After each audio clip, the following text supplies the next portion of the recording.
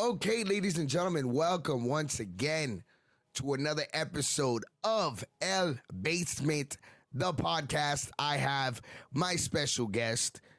What is that? Oh, God. Hey, man. What's up? When I saw Raymond on my fucking phone, I knew it had to be another fucking blackout quarantine. I came ready. Imagine my surprise when I'm in a basement somewhere. Do you think it's crazy that we did a revolution and then we did a quarantine thing? That shit. And yo, remember Occupy Wall Street happened? And then quarantine. Ahead of the fucking game. Yo, you took me completely out of the scene. Yo, welcome back. I got this because of that blackout quarantine. I'm pretty sure that you just put it in front of the camera again. And yeah. Ahí, listo. Well, Normal. okay. How are you, sir? I'm doing well, man. I don't know if you want to put on headphones or you I like. can put on headphones. You don't have to if it's not your preference. You don't have to. I kind of do it because it gets me into the it gets me more like into the groove of it. Yeah, does it sound good? Sounds great. Man, I know that you are a pro at this, this film and, filming, photography, everything, man. So they say. Ah, man. So they say. I know a lot of people are going like, yo, that's Foto Mike. Where the fuck is he been? Well, apparently I was dead. No. You weren't dead, bro. What are you talking about? You've been working. No, literally, somebody came up to me and said, hey, I thought you were dead. No, I ain't dead. I'm very much fucking alive. I'm still around and kicking. I just been on the low, in the shadows. On the low. On the low, in the shadows. Learning. Doing your learning. Learning. You're doing a lot of learning. Doing a lot of learning. A lot of reading, a lot of learning, a lot of exploring. So what, just like evolving, growing as a person, as a photographer, as a what? As just, are you just doing liberal arts? What kind of learning are you doing there? Are you getting to know your chakras?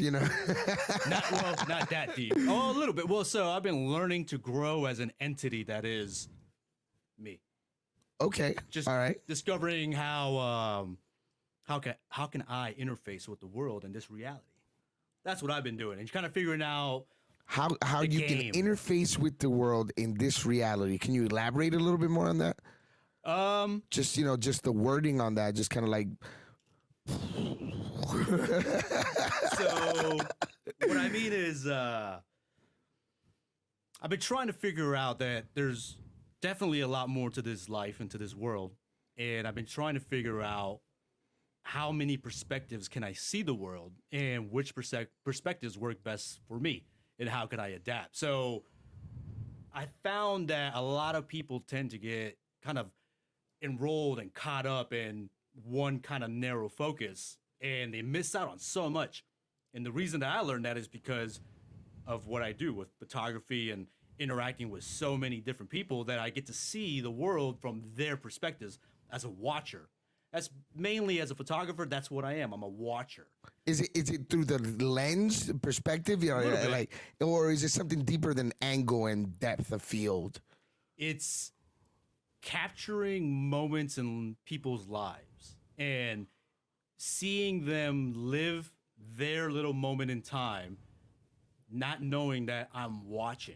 So I get to see the real person. I get to see a lot of real emotions, and I get to capture that on camera. And a lot of times when you're interacting with somebody, they're trying to kind of, not up front, but they're doing the best they can to, what's the word that I would like to use? They're kind of putting their best face forward. They're maneuvering their conversation. They're like, I'm trying to be the best me right now because I'm having a conversation, I'm interacting. Right. But when you're by yourself and there's nobody else around you, that's when the real you comes out. Okay. Right? Okay, I understand that. So when I'm covering events or I'm photographing people, I get to see those glimpses of the real them because they're living their lives. I'm just capturing it. So they're not putting a front for nobody. And to me, that's where I've learned that there's so many different types of people in this world and so many different ways that they interact. interface with the world, and I find that very, very fucking interesting. So, because there's infinite possibilities and like ways for one to choose. Infinite. So, in doing and so, a lot of and is it just me, but or do people feel like they are limited on like the choices that they have in their life on how to live it? A lot of people, I think a lot of people, they don't allow themselves, or it's not that they don't allow themselves, it's sometimes you get caught up in the wheel, you get caught up in the grind that you don't have time, which is understandable, to see the world outside of your focus. You're so dialed in. I gotta wake up in the morning. Your POV. I gotta go to work. Exactly. So, I gotta go to work. I gotta feed my kids. I gotta do all this. I gotta do A, B, and C, and D. If I don't do D, then A is gonna fuck up, and then I'm, all. So they get lost in that grind. And me, I've been blessed enough where I don't have a fucking grind. I don't have a 9 to 5. I get to explore the world at my leisure, and it's definitely giving me an avenue to kind of discover the world through different people's eyes, like I was saying. So you're one of those folks that one would say live an alternative lifestyle. Yeah, well, with no negative connotation to that, because it's just not the status quo. Would it be? It wouldn't be keeping up with the Joneses, let's say. It's not. Well, the thing that people tend to forget is that it's all a facade. There is like the status quo. What is the status quo? The status quo is just something that we established that we have to follow to kind of keep order. But really, there is no right way or wrong way to do anything. It's just how it all kind of played out for us and how we decide to play the cards that we're dealt. Because, what works for you may not work for me. What works for me may not work for you. It may not work for the next person in line, yada, yada, yada. But as long as you're doing you and you're living your life and you ain't hurting nobody, then the whole notion of a status quo kind of goes out the window. I understand that. I see that. You know what I mean? But some people get so attached to that status quo that there is nothing outside of the status quo in their lives. It's kind of like that whole cliche when somebody does all these things to reach their final goal, and then when they reach their final goal, they realize, oh shit, hey, this is not what I thought it was gonna be. I thought it was gonna be a lot more glamour and glitz and all that, but it's just kind of like, meh. Okay. Is there a point in your life where you go like, all right, I want to try it my way? Yeah. Rather than, take the traditional route? Yeah. You make that decision, right? Okay, when was that for you? That's a good question. Were you like a black sheep? No, it wasn't a black sheep. It's just, you have, okay, so I've had one 9 to 5 regular job. Maybe the last one I had was 14, 15 years ago. Right. Sam's Club. That was my last 9 to 5. At the Sam's Club. In the photo department. Oh, right? Look at that. That's where I started. That's where Foto Mike grew 1 hour film? Yeah, the 1 hour film. Developing photos I know for all everybody. your dirty series. I've seen some shit. I have seen some. So, again, wait, were you working at Sam's like before the day that people had like digital cameras? Yeah. So they were like, let me get this Walgreens, like the CD so I can put this on my CD, the film, memory cards were 256 megabytes, and that was a big fucking deal. 7 megapixels, get the fuck out. What is that? So I was working at the Sam's Club photo department, and then I will see all these professional photographers come in, and I will see how they're, living their life, and how I would see one guy bring in photos from his trip to Italy, and then the next week he's bringing me photos from some model shoot, and then the next week he's giving me a wedding.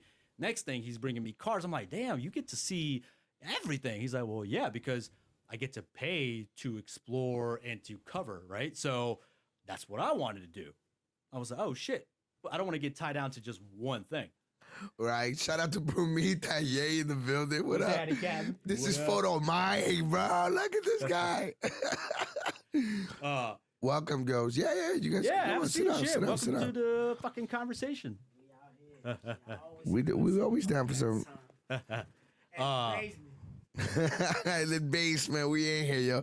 We get visitors like that, man. I love it. So I love the fucking concept. Foto Mike, the basement. The basement is the place to be. You've accomplished a lot of great things, right? So like, I know like a lot of the people that especially follow me and whatnot are gonna recognize you from the nightclub scene, right? Everybody should know this. This guy is crazy with a camera, right? He's very creative, you know. Like you helped us out on so many details of blackout, like the creative little joints that we did and stuff like that. You had a big helping hand in that, and I thank you. But apart from that, you hooked us up with Josh Hortis. Hex Mortis. Hex Mortis. Yeah, shout out to Josh Cole. This dude, he makes like the props like for like the movies, like Marvel. They went to him for like the suit for like Doctor Doom, like that. And he was the one that did, like all the promo that we did with the quarantine stuff. That was our custom design shit. The helmet, everything, toda la vaina. Yeah. Swear to God. That cat. Look out for him because he's gonna be in the next couple of Bruce Willis fucking movies. He's gonna be in it. He's gonna be not only in it, but he designed the armor pieces that Bruce Willis is like a sci-fi flick, and they created all the armor and all the weaponry. Damn, you kind of just told the movie that NDA's out the window. It's all good because I'm not throwing names or plot devices or none of that. But just know that cat's still around, and he's fucking going out there. Pillis is in this movie. No, but again, if I hadn't gone out there and tried to discover all these new things, I wouldn't have discovered that guy. Right. You know? But no, it's that those blackouts were a lot of fun, and it was a lot of work. It was something that I don't think has been recreated. I'm sorry. That's the only thing that I can say with all certainty. Everybody knows that once you do something, it is no longer original. Yeah. Somebody's going to copycat it. And to this day, nobody has ever, I don't know if anybody's ever tried. I think they've tried kind of a little. I mean, I haven't seen nothing. They've tried, but failed. You get me? It's just, I mean, the one that I'm talking about is the one that is close to my heart. That was my baby. That was my pride and joy. Yeah. You get me? I bled, sweated, tears for that place. You had fucking carnival rides in a warehouse. Who does that? Who does that? You know what I'm saying? Dropping bombs on them. But not just that. What people need to realize is you guys were fucking kids. I mean, yeah. We was, what, under 25? You were kids. We were all kids. And you guys were able to accomplish not just one, but multiple events that adults today can't even figure out where to start. They don't know how to start from point A to even come to anything close to what you guys were doing. It had to be a combination of having dudes crazy enough to fucking follow my ideas. You get me? And just go like, everybody was hungry. All of you motherfuckers were hungry. All of you nothing was out of reach. That's the mentality that we had. Yeah. Nothing was out of reach. We didn't have the money for it. We'll find it.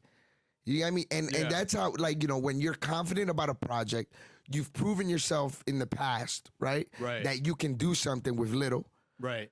Man, if you're convicted, you have conviction, you have your face card. Yeah.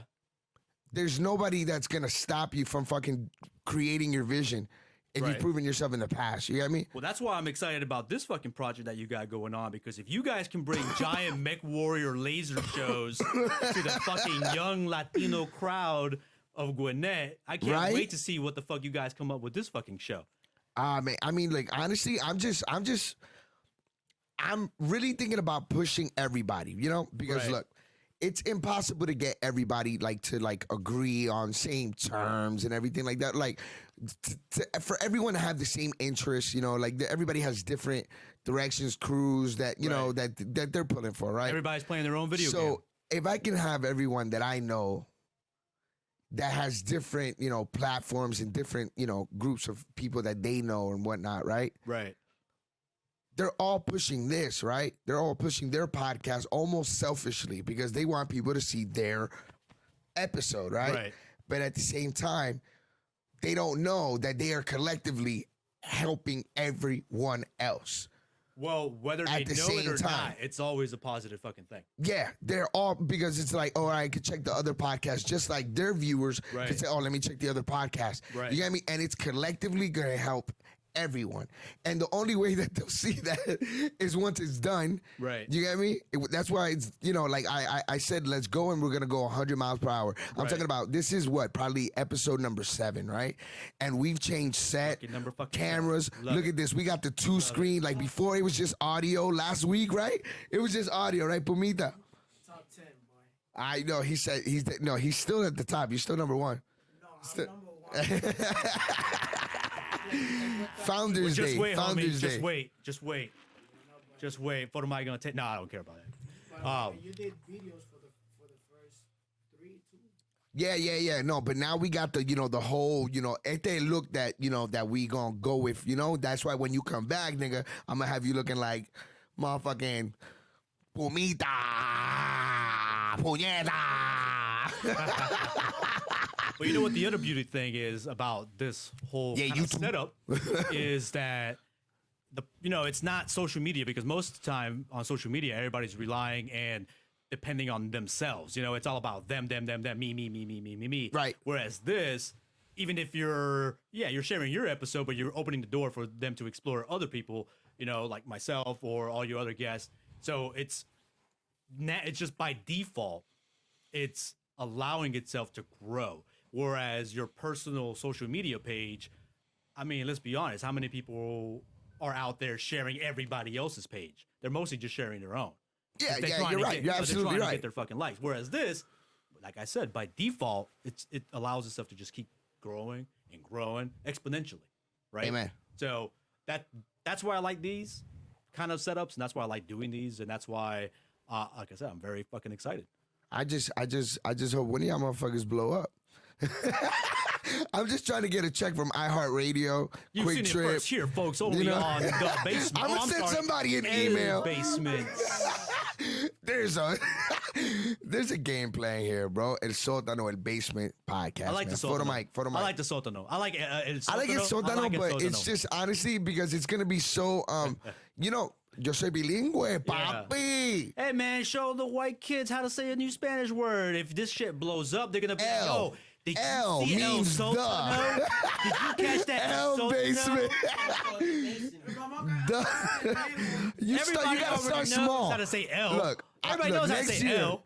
Let's make it to 2022, right? And I'll teach another word, right? I'm gonna start with L, right? Yeah. And then we'll go to base. Yeah. So hey man, look, I want to talk about some shit. What you want to talk about? But I want to know what I want to talk about. What I want to talk about was that shit that blew my mind the other day. That I What really. blew up?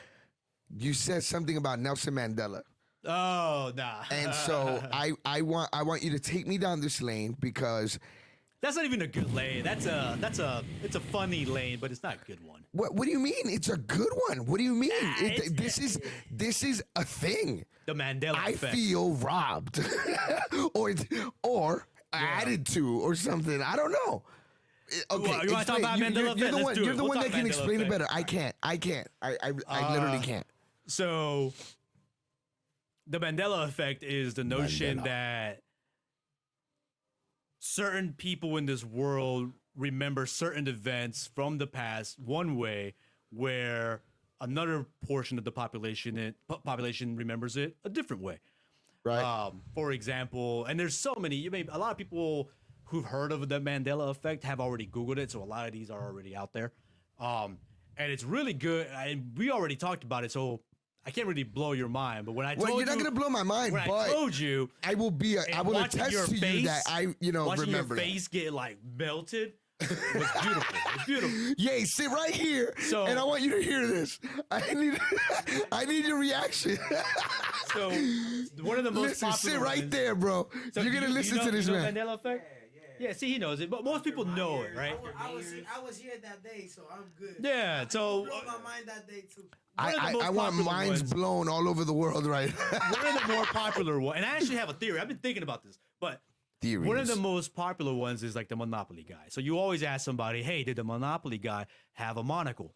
And most people remember, yes. No, he They're did like, not. Yeah, he has a fucking monocle. He does not. He never has. Never Mr. has Peanut had. does. Mr. Peanut does, but the Monopoly guy has never had a monocle. Never. Another popular one is like the Bernstein Bears versus the Berenstein Bears, where a lot of people remember the children's book and the It's the children's cartoon. Bernsteins.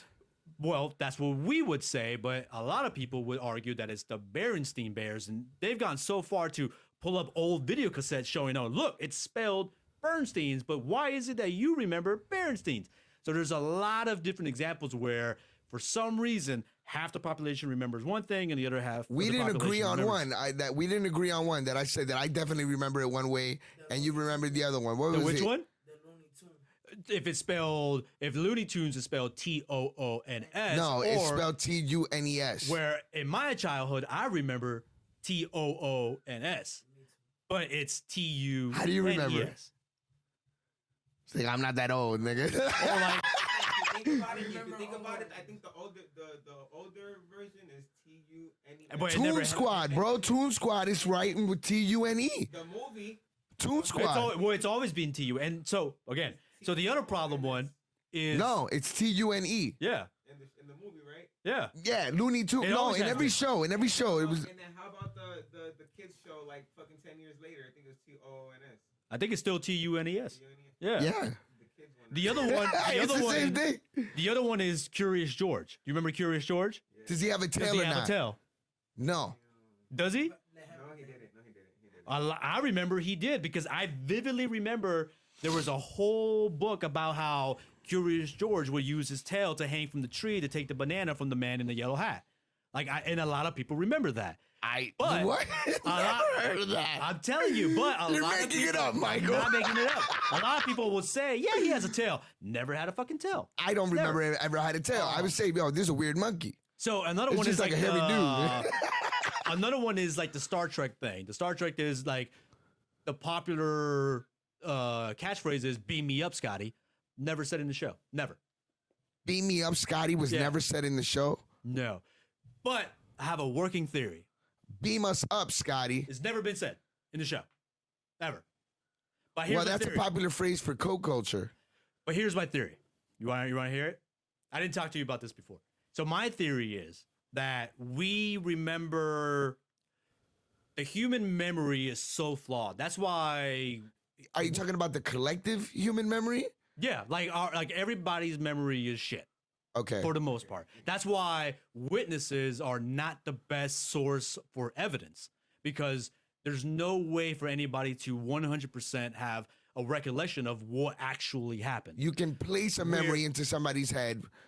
I mean, not hell, as even- complicated as Inception. Like, you can lead on to, for sure. to get somebody For to sure. remember. Right? It was the dude with the green? Like, yeah, it was. For sure. Because a lot of people prefer to go along with whatever they're being told versus them admitting that they're wrong.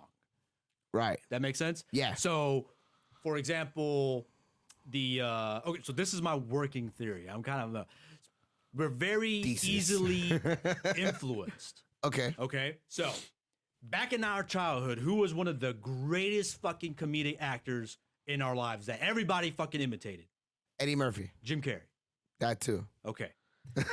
Jim Carrey in Nature Calls beats up that old dude and he's like, you must be the Monopoly guy. And they do the whole fucking thing, and that guy had a monocle. And he's like, do not pass go. Do not collect $200. Well, if we're kids watching that and he said, you must be the Monopoly guy, that idea of the Monopoly guy having a monocle is now implanted in our mind.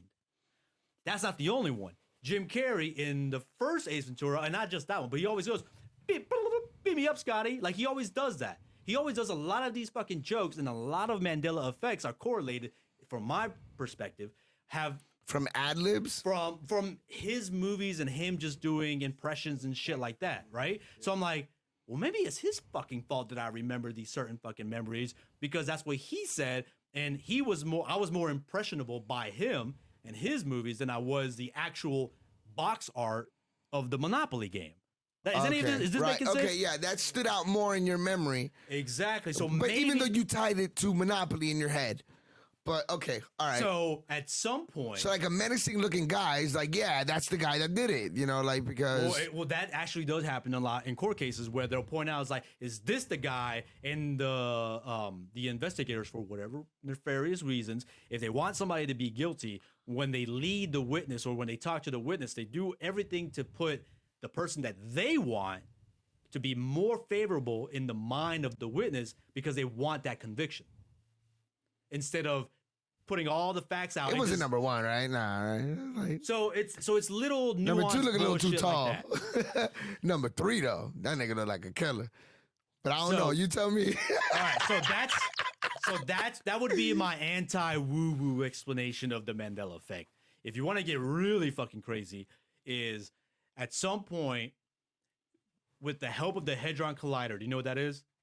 Who? Okay, the Hadron Collider. What they were trying to do is they were trying to just bash atoms together. I probably just fucked up somebody's ears with that. My bad. Yeah, that plosive. Yeah. But anyway, but they were trying to just smash atoms and protons, and they built this ginormous fucking machine. And before they turned it on, there was a working theory that there's a slight possibility, like every so slightly, They could open a black hole. kind of, but that they could create an element so heavy, so exponentially heavy that it could warp our dimension into the next one. So when they turned the thing on, everything went good, or so we think.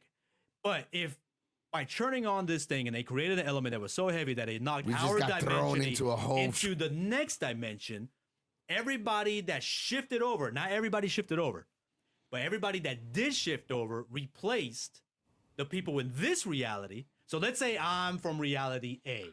Damn, you're blowing Okay? my mind right Okay. now. So you and I are from reality A. Right. They turn on the Hadron Collider and they created an The element so Hadron heavy Collider. that we It's like the Demogorgon knocked. made it. we got knocked into reality B. Our versions Of that what had- lived in reality B got knocked into reality C, and we took their place. That's why we remember our memories from reality A, but those that did not shift over, that are still the original B versions of this reality, they remember everything from this reality.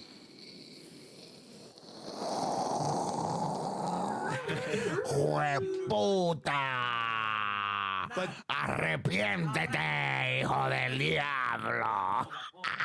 Okay, why you remember about Green Lantern?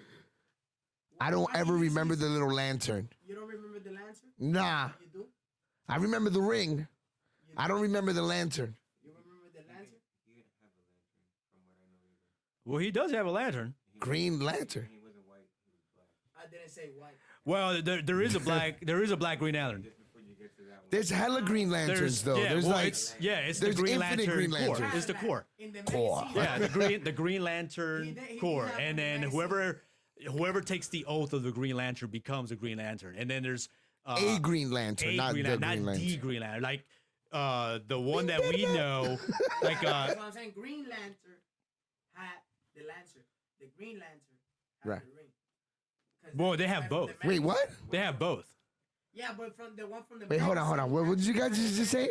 Green Lantern and the Green Lantern? Yeah, because It's two different things? That's how they put it on the Justice League Yeah, series. but see, you have to be careful with those because But it's confusing because it's the same, like kind of like Cinematic personaje. universe? Es el personaje cinematográfico, Yeah.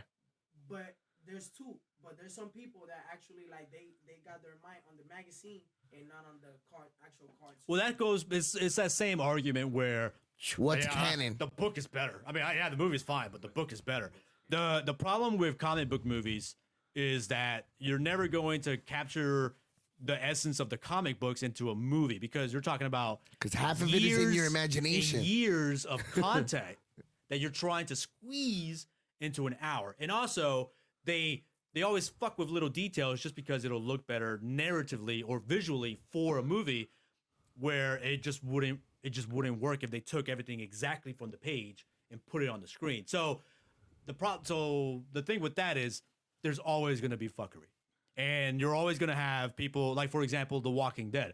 I knew of The Walking Dead before the show was even mentioned. I was a huge fan because of the graphic novels, the books. Yeah. The show Graphic novels. is completely different. There's elements of the books in the show, but they are also huge differences from the books huge to the show. And me being a Carl fan of the books, is a badass. Oh, in the books, he's a badass. Andrea is a badass in the books. In the show, they fucked her character up. Same as Carl. Yeah, Carl was not as whiny in the books that he is in the show. But in the show, they kind of rectified that a little bit. They did. Once he lost his eye, he kind of started getting more comic book version. The thing that surprised me that they did do was, spoilers, I mean, that's just been out. It was Glenn's death. Because when I read that in the book, I was like, whoo, there's no way they're going to do this on fucking live action. And when they did it, and With people Ned? lost With their Ned? shit. Yeah, when people lost their shit, I was like, oh, I knew that happened in the books, but I did not know that would happen in the show. I knew it was Lucille. And when they fucking did it, and everybody's minds blew, I Is was it like, Lucille? The bat? Yeah, I believe so. Yeah. But the one thing that they didn't do was that baby. That baby dies in the books. Ooh. That baby is not alive in the books at all. In the show, she is. In Meg's baby? Rick's and Rick's baby, okay. And what's his? I haven't read those fucking books. Shonda, the black lady. No. His wife. His wife. Oh my God, what's his? The one that was fucking his friend. Yeah. The way that she dies. Why was I angry at her like, you whore? Well, you know what? That's the other thing. That's good in television. In the show, they made her that, but in the book, she's not like that at all. So when she dies, and the way she dies in the books, oh my God. And Carl does kill her too? God, no, it's Rick. huh? Carl was the one that was in Carl!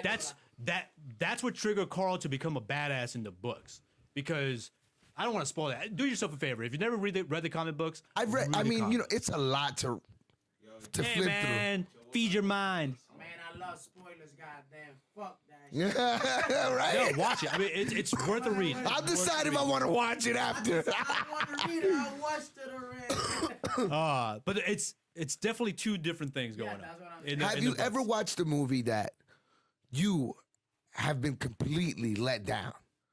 Recently, the new Wonder Woman. That was a piece of shit. Oh my God, thank you. That was a piece of shit. What a shit That's a piece of movie. shit. I just saw it yesterday. They ruined What a shitty ass ruined it. movie. They Look, ruined okay, they stuck to the Wait, original. I don't know. Spoilers. Are we spoilers in here? I don't give a fuck. I don't know. I don't give a fuck. Y'all not gonna throw I'm the spoiling spoilers it. because You didn't got to get you some HBO Max. Hold on. All right. Spoiler talking. 5, 4, 3, 2. one. All right. Skip ahead at some point. We'll figure some shit out. All right. Did she die in The Walking Dead? You need to tell me before you start that one. Wait, how the wife died in the thing? We are Wonder Woman. No. You know what? No. Let's be fair. Without spoilers, go watch it, because that's the thing that I've also been learning is that just because I don't fucking like it or I have problems with it, I have so many fucking friends that really love things that I really hate. So I try to be a little bit more constructive in the way that I talk about shit. So with Wonder Woman, it has moments. It really does have moments. There's moments. But the bad, in my opinion, overshadows all the good, and it's not just bad in the sense of, it's a shitty movie. No, filmmaking 101 has been thrown out the window with this movie because there are so many mistakes, plot holes, narrative points that make no sense for the characters whatsoever. Talk about the anticlimactic villain. But not just that. It's like and that's also another thing with prequels. What the hell She was has that? powers in this movie that have not cared. We know what happens in Justice League and all those, but the powers that she gains in this movie never transfer over to She never showed Justice them League in or Batman versus Superman. It's like, okay, wait. So if you could do this in 1984, why didn't you do this in the Justice League?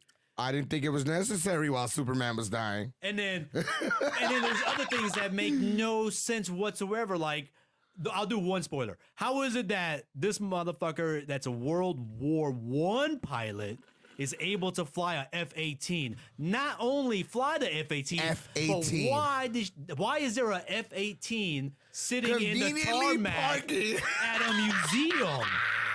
At the museum fully loaded, fully gassed up with missiles, ready to just take off. The jet. And this guy knows how to fly. Just because he knows how to fly a plane doesn't mean he knows how to fly every plane. F-18 is definitely not the one because that shit is like it just goes up. It doesn't have to go on the, like most planes. It could just take off. And then she goes, you know what I mean? Because it goes with the jet. I forgot about radar. Really? Oh. Really? Hold on.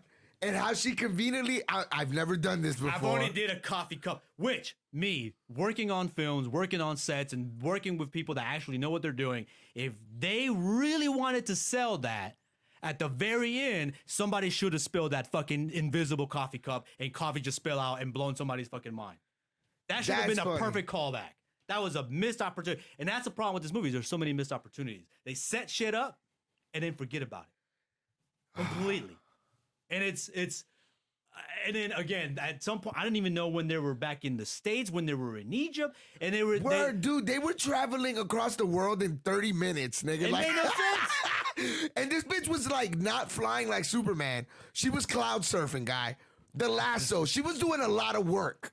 And then she had to ride the lightning, bro. That was dope. Riding the light. That was one of them moments. That was kind of dope because Zeus' daughter would have been a great moment in a better movie. But the cloud. I don't know. Really? I don't know. The crowd. But really, go watch it. If you haven't seen it, if you have HBO, you don't have to pay to watch it. Just watch the fucking thing. Make up your own opinion. But get ready. Get ready to be. Yo, you know how the villain dies? Well, don't spoil. He doesn't die. He just goes like, never mind. No, this nigga just says never mind. The movie is all about takesy backsies. Never mind. I take it back. I take it back. I take it back. Oh, go hug your son, bitch. That's it. I'm never fucking again. The son that's been walking around Washington, D.C. for at least 36 hours living in the fucking trees. Daddy, I came out like, whoa. And he just happens to find him like he's whistling at his dog. Homebound. No, the main problem with that villain is how is it that this billionaire even knows about the wishing rock? And not only does he know about the wishing rock, they never establish how he knows it. But then he sends it to a jewelry shop that is a front, and he lets it stay there for a couple of days. If I knew about a wishing rock, you better ship that shit directly to me, or I'm waiting at the gate to grab it. I wouldn't let it sit on some shelf for days for it to be accidentally discovered. It's a wishing rock, bro. I think that with the plot hole in that was that they were trying to establish that he wanted to get his hands on this without it falling into the hands of anybody so they could identify what it is. It was already in his hands. She's the one that shipped it. He's the one that knew about it. He went to the museum because they knew that they took it from the jewelry front. No, okay. So imagine that you're trying to motherfucking buy one thing, right? Mm-hmm. So if you're trying to buy something that's stolen, like an ancient rock or whatever, blah, blah, you don't try to go and buy it on the black market. You're going to pay $12 million for it. What do? You pay some guys to steal everything. You get me? And then you get the one thing that you need from it. Nah. So that way you don't pinpoint what you need from this shipment. Nah. Because look, if you hire some people to go steal some shit from you. It's a wishing rock. I could kill half the fucking You got to mall. get your hands on it first. Again, it's a wishing never had rock. It in his hands. It don't matter. I think he had to steal it. Let me explain to you. If it's a wishing rock, the means that it takes to get my hands on it is irrelevant because once I have it in my hands, whether I killed 1,000 people or I hired 4 idiots to steal it, it doesn't matter because once it's in my hand, I can wish all of that away like it never happened. So what's the what? Do you understand what I'm saying? I guess, yeah. But I can roll up in there actually, with 5 you know what? and wish away the memories of everybody. They did leave out how the fact that when the president or whatever of the I want more museum, news. The president of the museum introduces him to the new girl. He says he asked for you by name. There were so many red flags that nobody saw. And I was just like, so backstory on this, maybe? No. Yeah. Anyway. Go if you want to go watch it. So wait, so she got 2 wishes. So she Everybody reverted on one wish. She got 2. So she reverted. She renounced 1 wish. So she's not the full predator tigress, right? Cheetah. Is that her name? Cheetah. Yeah. Oh, I thought it was tigress. No, cheetah. They could have made her orange, but they made her gray. I don't know. What the hell? She's supposed to be cheetah. Well, okay. And also, her reasoning of becoming cheetah is flawed. It's completely flawed. Because I don't want to be like anyone else. If you have the powers, you can choose to do what you want with those powers. And some would say, oh, it's because she was losing her humanity. Okay. Really? Is she, though? Well, yeah. How so? Because she became a god. If it's a wishing rock. But she became a god. But, okay, it's like, a wishing rock. Like Diana is a god, right? Or a demigod. Again, she has a wishing rock that she can wish that bullshit, that little aspect. She can. That's the problem with wishes and wishing rocks or the monkey's paw is that everything can be explained away by any fucking wish. So anything that they set up is irrelevant. And we can see that because by the time we get to current times in Batman versus Superman or whatever, all of the chaos of the world, apparently nobody remembers. Batman in Batman versus Superman says, you've been hiding for decades, hiding in the shadows, never coming out to help. But yet in 1984, she's in full costume, running around fucking brightly lit malls. And what? Just because she broke one security camera, there's no records of her for 50 years going out there saving people? So by establishing everything that they did in 84, they ruined already bad movie in my opinion, which was Batman Superman. But you're ruining all of your setups and all of that narrative. It's all out the window because you're negating everything by having this prequel, which is the problem with prequels. What I cannot stand about the Batman and Superman movie is that you actually give a chance. You actually give Batman a chance who has 0 superpowers. Okay, that's my problem. Versus Kal-El. You want to know my problem with the DC universe?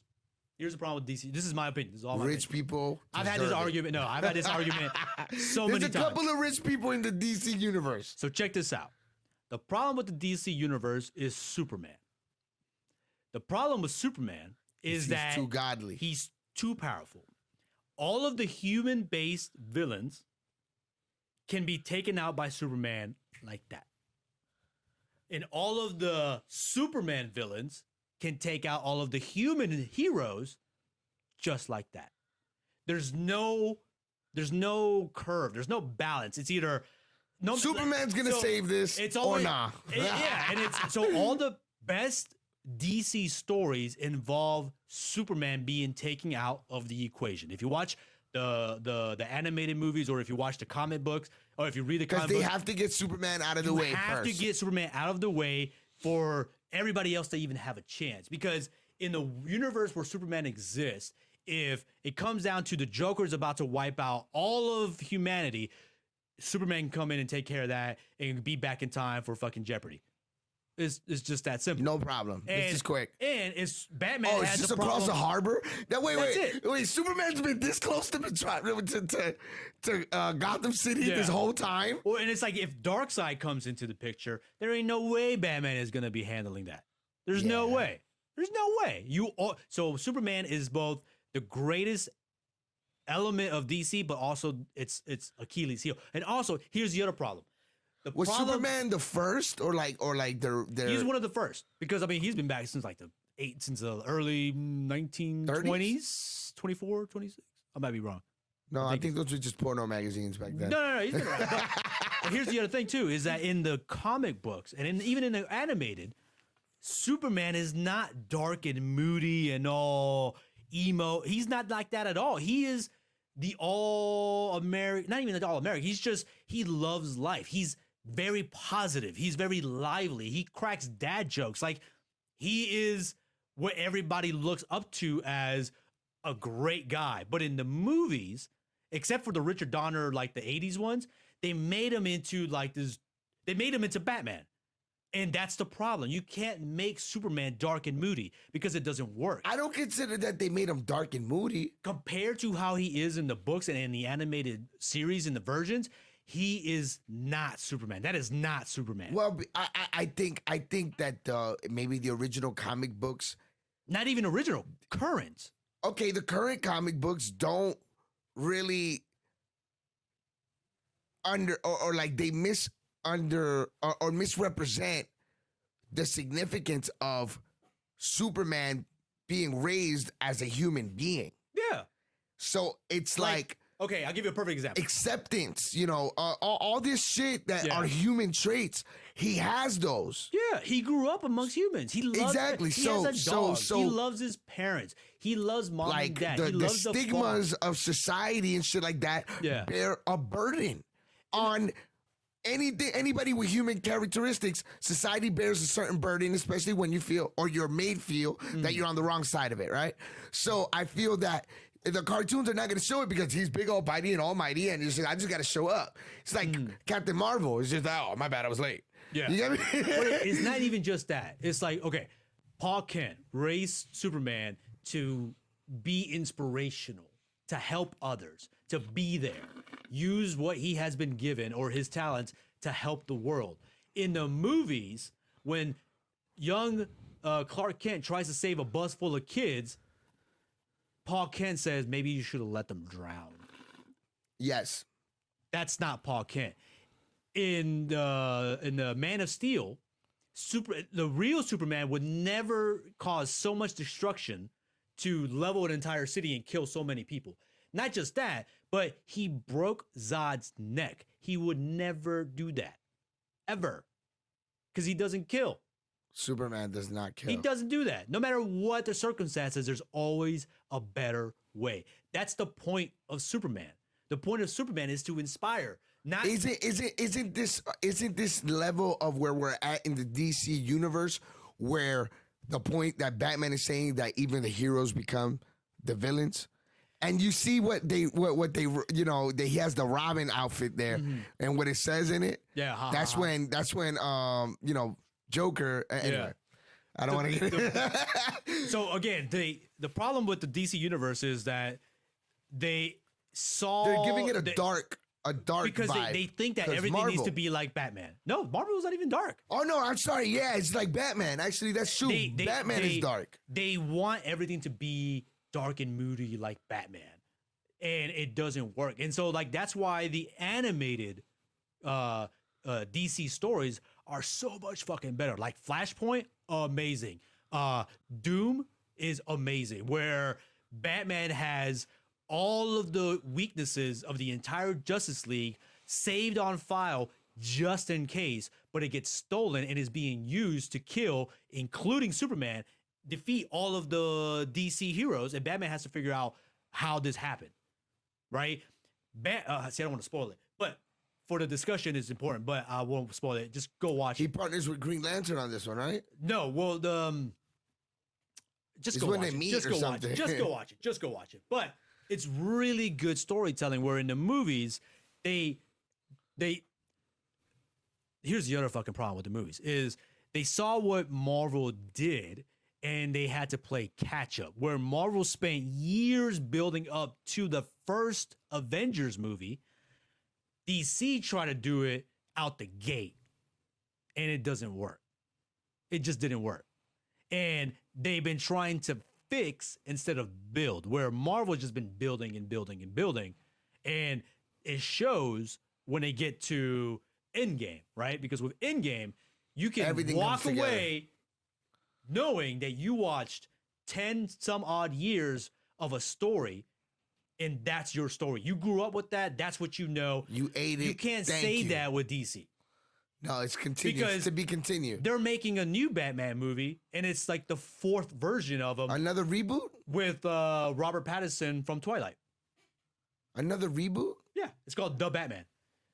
But it's just, and all right. I think I'm tired of origin stories of Batman. Like, are they going to do it again with Spider-Man? That's why the Lego Batman movie did it great, because they were very wink about all of those versions. That's why the Lego Batman movie is actually one of the best Batman stories out there. The Chris Nolan ones? No, the Lego Batman movie. Oh, Lego. Yeah, the Lego Batman movie. Have you seen it? It's funny. I know that the voices are hilarious. Well, that was a Batman movie made by people who know Batman. Okay. Right? Because they brought all the aspects of Batman, all of them.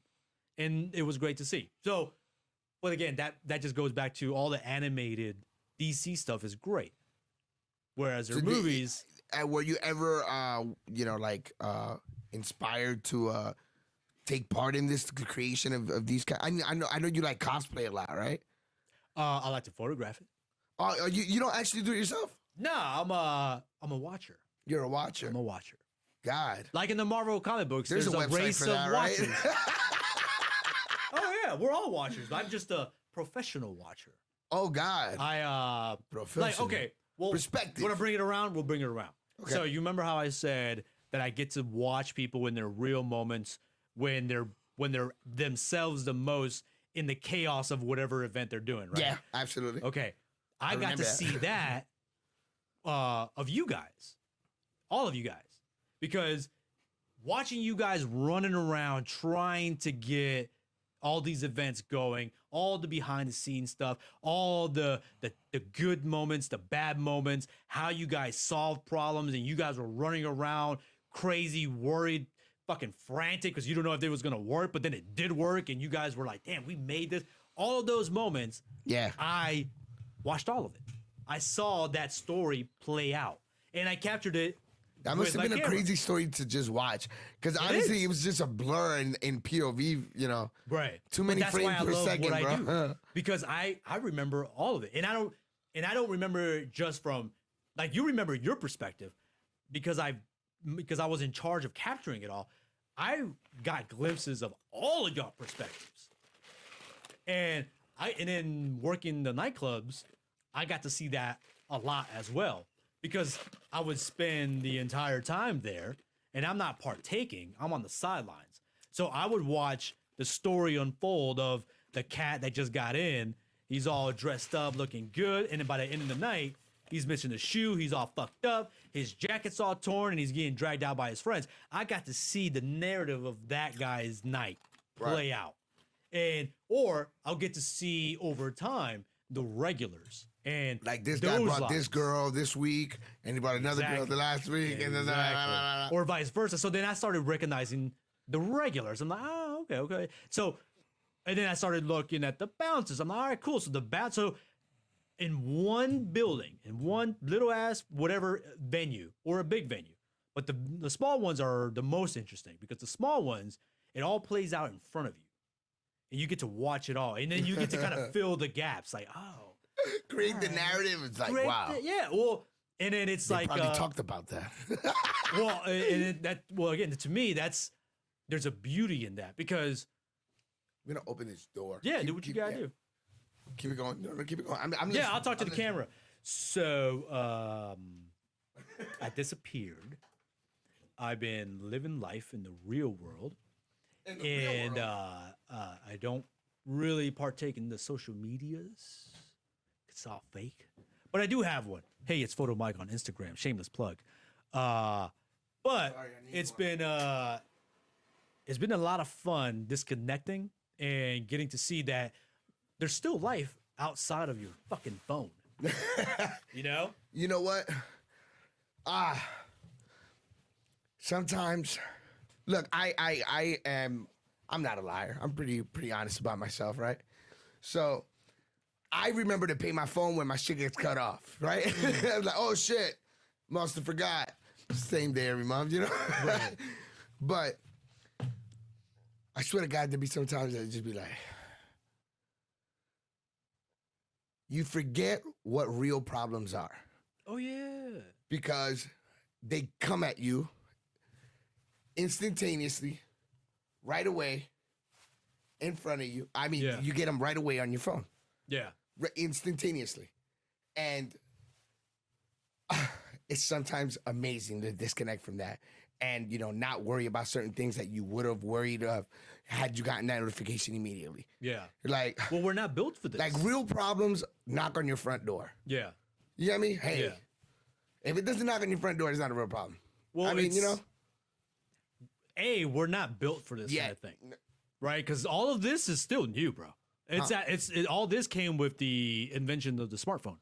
Which was what 2010, 11, Yeah. something right? like that. What? So Yeah. So for about 9-10 years, this experiment of social media has shifted our psyche because before the smartphone and social media, the limits of what we knew was whatever was in our bubble. Right. In our whatever our friends we knew that lived down the street or whatever, we didn't know what the fuck was going on everywhere else around the world. Now we know everything. We can check in at any minute, and we are not built for that because we're not used to getting all this fucking overload of information. So what happens is we are now creating synthetic stresses. Because now we're worrying about something that has nothing to do with us. But we can't help it. We're addicted. It's attaching our, and a lot of people are now starting to realize that. I realized that after a very intense shroom trip. Oh. I went deep in the fucking rabbit hole and I saw. How deep did you go? I went so deep that I fucking disappeared, bro. I went. How many years counting? Actually, I don't even know. And that's another fucking thing that I learned too is time is irrelevant. Time is a fucking man-made construct that doesn't exist. And for those who have time, yes, but age, I don't know. Well, what's age? I don't know. What's age? Age, I feel it on my bones. I feel it. Do you know? Or is it because you think? Well, let me put it this way. Maybe it's the compounding effect of bad decisions year upon year. Let me put it this way. I think that's age. Do you even know why time was invented? For the train system. Look it up. It's interesting. So time became a synchronized thing for the train system so that people were able to be there when the trains would show up so that they can get to their destinations or gather deliveries, et cetera, et cetera, et cetera, for transportation and for distribution, right? So for all of that to work, they had to come up with the construct of keeping time and everybody having watches and everybody being on time because the train can't wait, right? So before then, time was relatively So what were loose. sundials? Again, time was not kept at the way we keep it now, right? Like sundials were like, okay, cool. The sun is going to be at a certain point in the sky at this point of the day. So I need to know that I need to get inside because I don't want to be eaten by the goddamn elements, right? Or the sun was being used for navigational purposes. But the whole notion of keeping time the way we do now, like the modern idea of time started because time hacking of like 12:05 we have to be there. But before then it was very kind of there was time, but it wasn't as like pinpointed. But even we'll get there by spring. Even then, but even way before that, hopefully by winter, I think we will have this done. Yeah, but even before that, like when we were, like for example, our fucking caveman ancestors or whatever, time wasn't a fucking thing. Time was just. It was every day. It was a day was a day. It was just life was moving forward, or there wasn't even the notion of forward or backwards. It's like you were just in the moment. Time was the moment. That was the moment. We just taught ourselves. So I'm 34, right? But if I didn't know what the concept of the age 34 was, if I fucking truly believe that I'm 18, I'm fucking 18. If I want to be. How about if you believe you're 18, but you're like 90 years old? Yeah, but what? I mean, like your body doesn't. Eventually, the body will. But again, you see old people. So isn't time written in the body somehow? We have a biological clock, but even an old person, like, have you ever seen an old person? So why is everybody's biological clock kind of like synced up? It is, but because it isn't. Everyone's kind of like dying around the same age. Not really. 70 to 90. Not really. We're off by 20 or so years. Not really.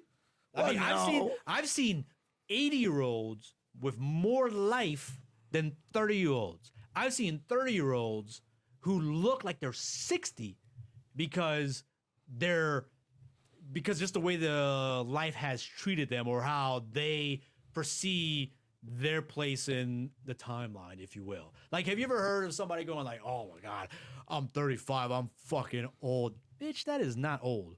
That is not not old anymore. whatsoever. Not anymore. But again, you are the age that you feel. That whole hippie kind of fucking thing. But there is I something believe that's to it. true. Yeah, that the concept of like if you feel you're full of life, you will be full of life. Right. But then some people get so caught up on that number or that age, that clock. They're so caught up on it that they're wasting time keeping time. Right? Me focused that, oh shit, 20 minutes I've passed. I better do something with these 20 minutes. If I didn't fucking worry about it, I probably would get more fucking shit done if I wasn't worrying about it. Because you're liberated, right? You're liberated. You're that free from the clock. anxiety free, right? So like people that live by the clock, the 9 to 5ers, the person that goes, I can't do anything tonight, guys, because I gotta wake up at 9 a.m. And so that means I gotta go to sleep at 10 because I gotta wake up at 6 because I gotta get the kid. So and then they're at the fucking job. Try saying that again. They're listening. God damn it. See? They're always listening. Big brother, welcome. I don't subscribe to any of that. But, now they're at their job and they're just counting the time. They're just counting the minutes. I can't wait till 5 o'clock. Come on, 5 o'clock. 4:45. Come on. Trust me. Have you ever, time flies when you're having fun? Yeah.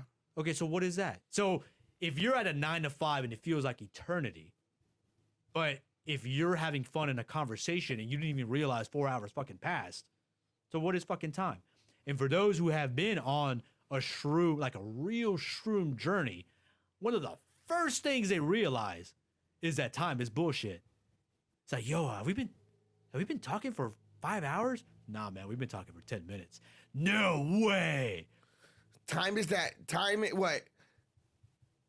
what you spend in between the shit that you actually want to be doing. Time exists when you look at it. It's like, but if I live my whole life not giving a shit about time, then it's time well spent. Because like, oh shit, I'm dying. I died today. Oh, good thing I lived though. But if you're like 60, like, oh, I'm an old man, I better start worrying about my retirement. I better go and get into a nursing home. You're kids don't have a concept of time. Your mind. Like kids don't have a concept of mind because they're not worried about it. But once you start worrying about it, then it becomes a reality. Wow. Do you think the concept of time is what, like snaps kids out of, how at a younger age you're receptive and your mind is developing so crazy. That's what school fast. is. You think time is like, yo, by this time you gotta know this. By this time you gotta know that because by the time you're 18 you gotta da-da-da-da. Like, essentially, yeah, because that's where our species eventually, the path that we took led us to that, where the kids need to be in school early enough for the parents to go to work and be out of school around the same time that parents get home so they can be there to pick them up. I mean, they're essentially 2 hours. But do you need, you can learn anytime that you want.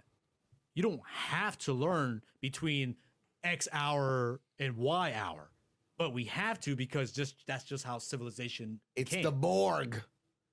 Hey, don't get into Star Trek. I'm now for the first time watching Star Trek, and it's very impressive. Just now? Yes, just now. Wow, congratulations, man. Thank you.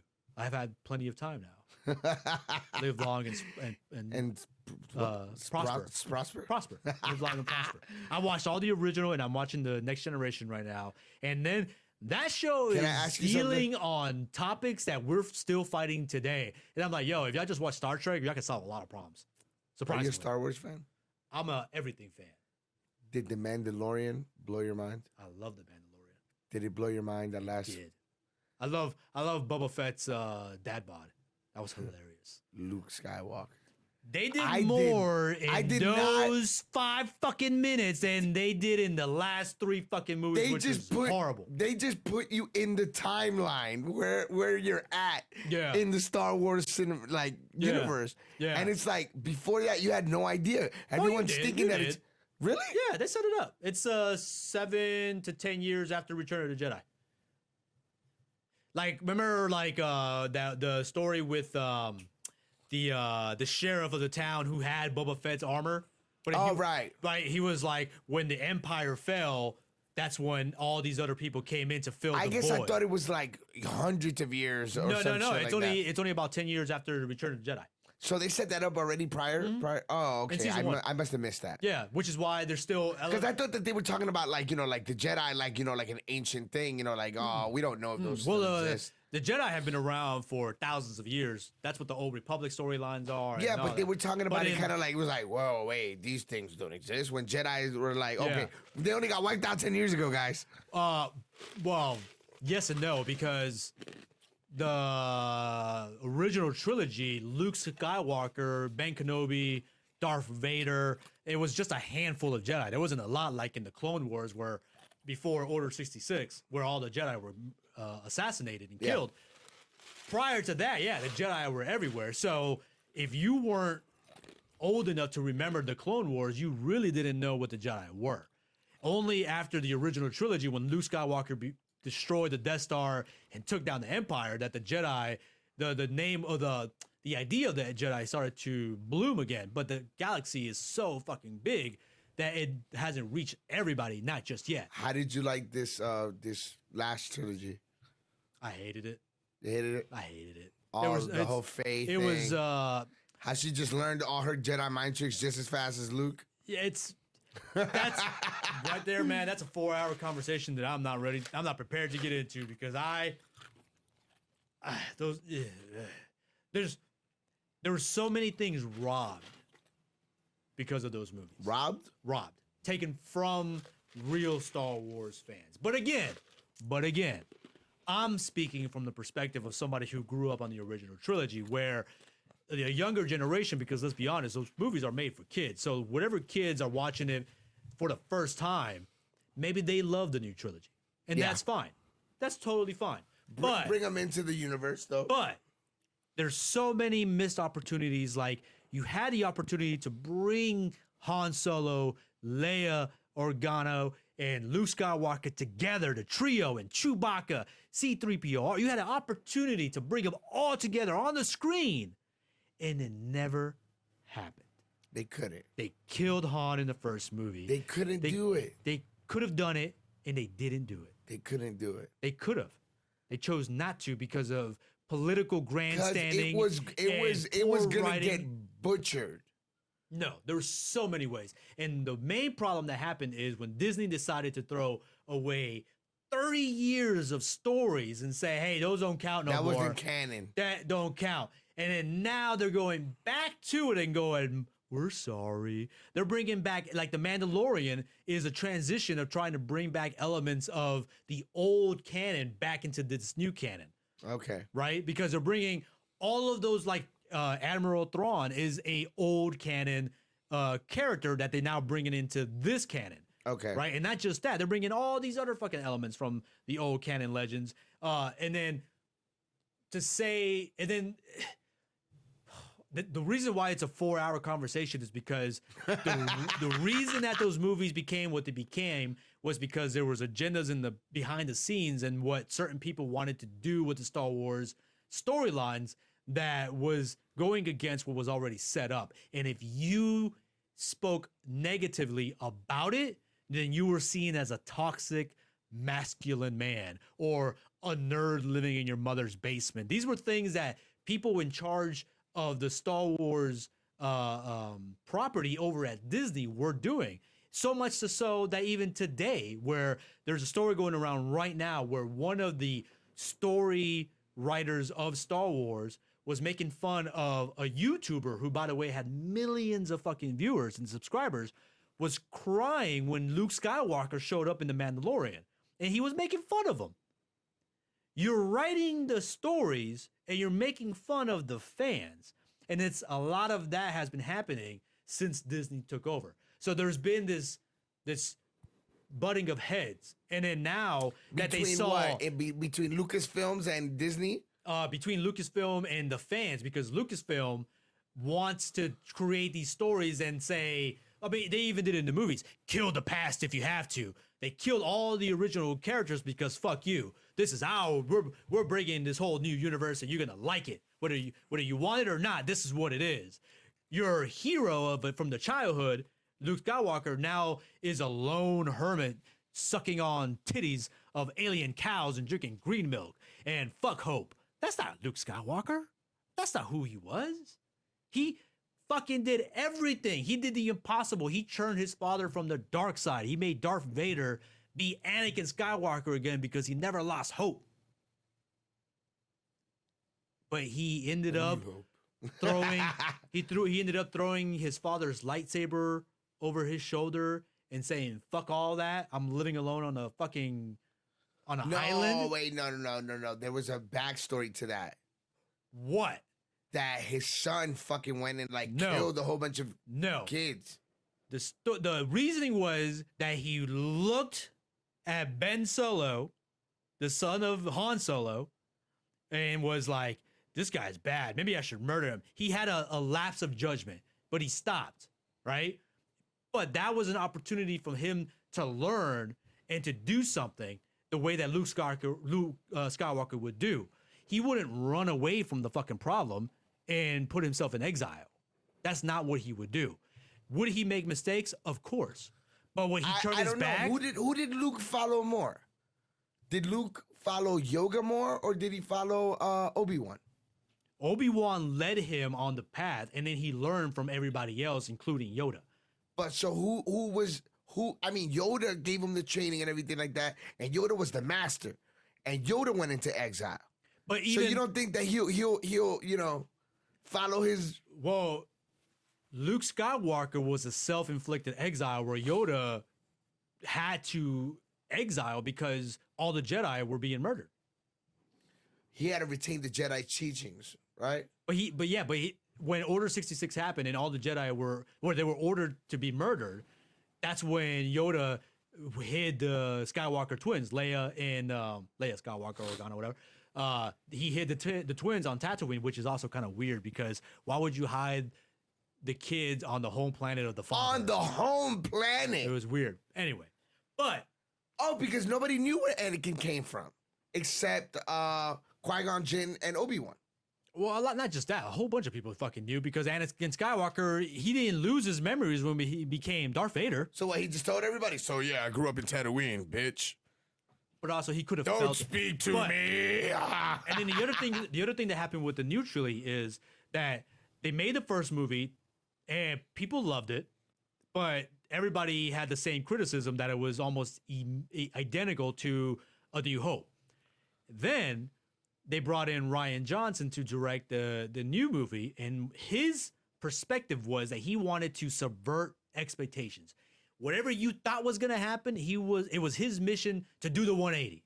Oh, you thought Luke Skywalker was going to be this great Jedi teacher and be all full of hope? Well, fuck that. I'm going to make him this hermit.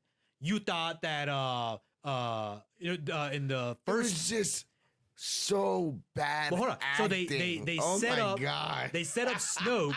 They set up Snoke to be this great big new villain.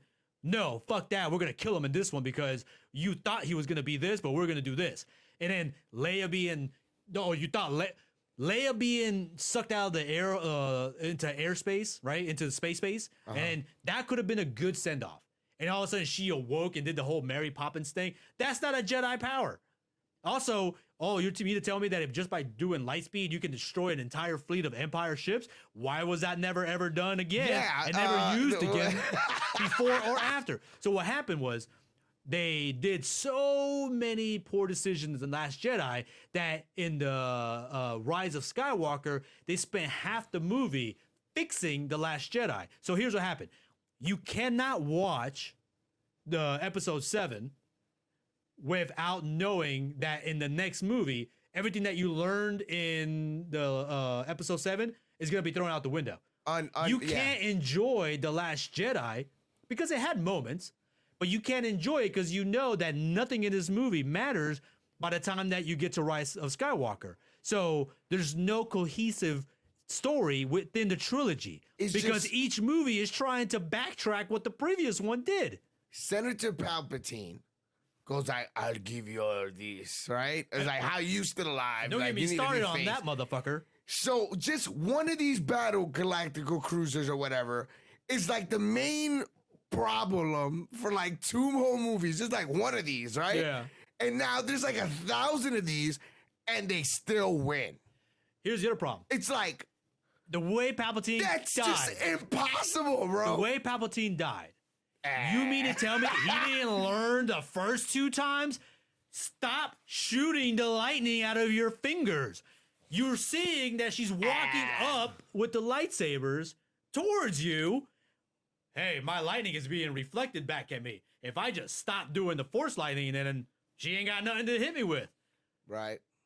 Also, you have thousands of Sith enthusiasts and admirers sitting in the fucking stands. Everything is counting on Rey dying. Motherfuckers, jump in. Why are you just sitting in the stands waiting for this fight to play out? Jump in! I mean, that's always been movies, though. You know, like, oh, hey, guys, I know there's 40 of us, and a lot of us have died, but the main hero's here with the villain.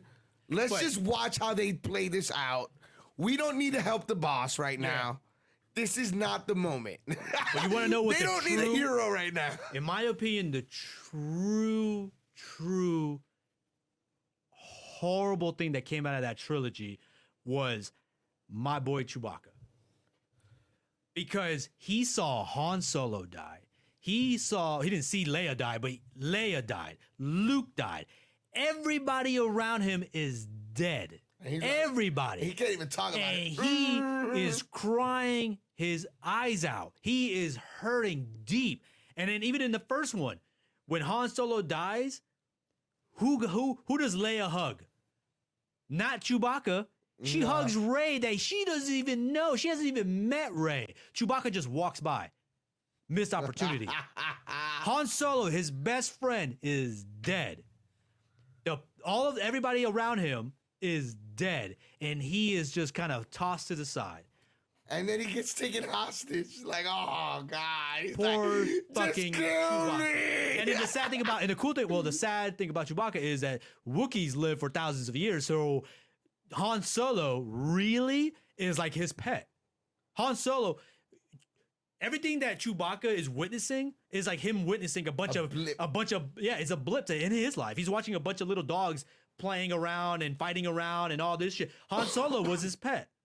So he, not only does he get to see his best friend / his favorite fucking pet die, but it doesn't get acknowledged, not really. And then same thing with Leia. So, and then like the only times that I almost cried in those movies was when Chewie was feeling it. I'm like, damn, Chewie, I'm so sorry. And then you could have given him the Millennium Falcon. He's been flying the fucking Falcon for decades, and who gets it? Oh wow, that was fucked up too. They give it to Rey. I'm like, wait. What? You don't get the Falcon. You don't get ownership of your boy's ship. You gotta let this little girl fucking take it over? He's done battled for it right alongside Han 1,000 times. This is his ship. And then the ending. Child, who are you? Rey Skywalker. Not only does Palpatine win he wins everything, because the biggest evil in the universe not only takes the fucking name, he takes the name. Palpatine is now a Skywalker. The greatest evil, even though he died, still wins in the end. Ain't nobody gave you that last name. She didn't earn it. You didn't She get just it. stole it. Like everything else. But anyway. Luke didn't even like you. We can get in for hours. But no, but again, Mandalorian is fixing it, so but that's see, awesome. look, I'm glad you know what a storyline means. You know what character development means and stuff like that. I have a lot of artists, right, that watch my podcast, right? Because, they're trying to do their thing, right? And part of, making music, especially urban music, right, is, creating an image and telling a story about yourself, right? Yeah. Or at least the things you've seen or whatever the hell your message represents and stuff. Yeah. And they have a hard time doing that visually. Okay. A lot of times they say that it's a matter of budget. Mm-hmm. But you've taught me over the years that people have done so much more with way less than what we have at our fingerprints, right? At our fingers, right? So I think that it's a matter of creativity. You know, like ingenuity, resourcefulness, right? Yeah. So it's like, what would you tell, artists that are struggling or anybody that's struggling to tell their story in a visual sense or something that's digestible by at mass, at scale. That's that's a very popular word. Shout out to Gary V. Well, the beauty of today, the blessing and the curse that is the internet. Blessing and the curse. That's deep. The blessing side of it is that you can communicate, you can reach out to millions of people. Whereas before the internet, you had to rely on being discovered or being seen and reaching the right people. Where today, you can skip all of that and reach out to your audience directly. And you don't have to reach out to everybody. You only need to reach out to the people that are willing to listen or to look at your art. So a lot of people want to reach everybody, and that's the biggest mistake. What you should focus on is doing what you want to do and do it well, and the audience naturally will build itself. Does that make sense? I agree with you. I see what you mean by I guess I have it painted a different kind of way, but maybe if I explain it to you, it's just something along the lines. It's like an artist complains about, there's not, nobody's seeing me, right? When they should learn how to see who is a fan. All right. So like but I'm not out there enough. I don't have enough fans, or I don't have many fans. People are already failed. But right? It's already failed.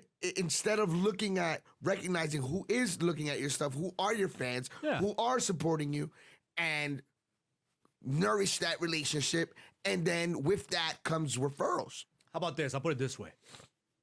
Something doesn't become something until you make it something.